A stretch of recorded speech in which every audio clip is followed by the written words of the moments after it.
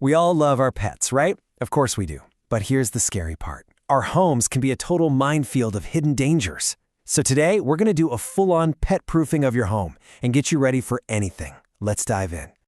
And that's really the heart of it. This isn't about being a bad pet owner, not at all.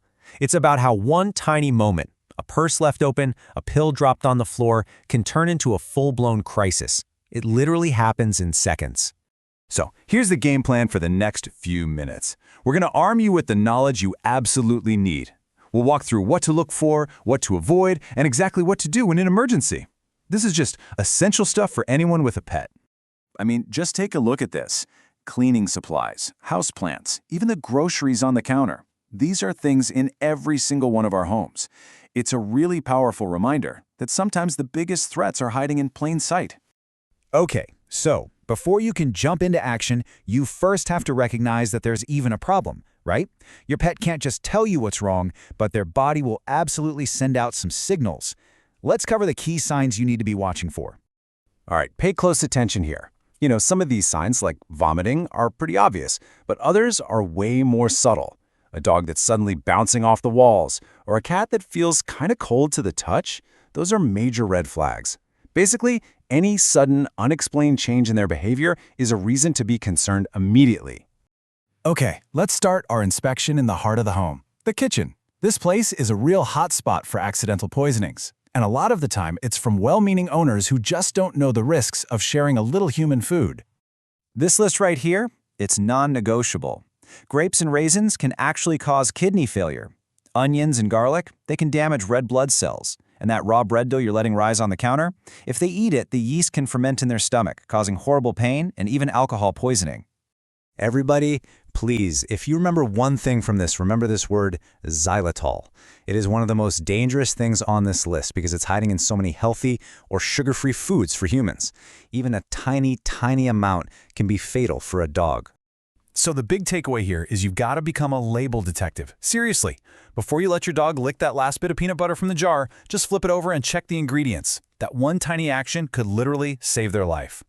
Okay, so we're moving out of the kitchen. But the dangers don't stop there, not by a long shot. Let's do a quick room-by-room sweep for other potential problems.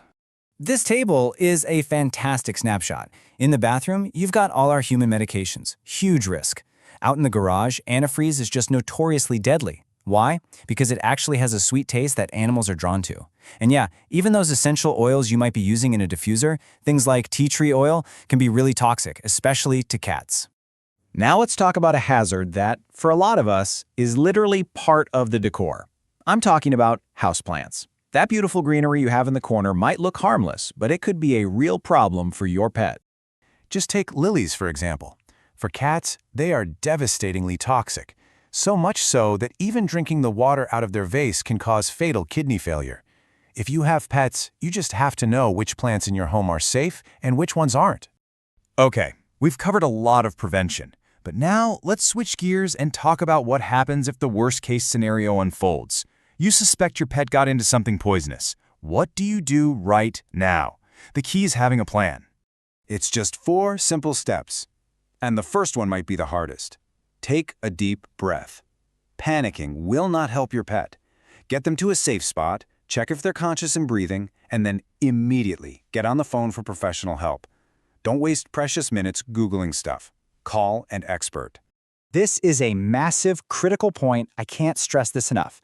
Do not, under any circumstances, try to make your pet vomit unless a vet is on the phone telling you to. Sometimes you can cause way more harm, especially with things like chemicals that can burn their throat on the way back up. Always wait for instructions. This is the number you need. Seriously, pause right now and put this in your phone. Put it on your fridge. This number is your lifeline in an emergency. The experts here are available 24 hours a day, 7 days a week. And when you make that call, having this information ready to go will save so much precious time. If you can, safely grab the container or package of whatever they ate. The more details you give, the faster and better they can help you. Okay, our final section is all about being proactive. You have a first aid kit for the humans in your house, right? Well, your pet needs one too, one that's designed specifically for poisoning emergencies. And this isn't just a nice little idea, it's what the experts recommend. Having these supplies right there on hand means you can follow a vet's instructions immediately without having to make a frantic, panicked trip to the store. Now look really closely at the warnings here next to hydrogen peroxide and activated charcoal. These are serious tools and they are only to be used when a veterinary professional is directing you.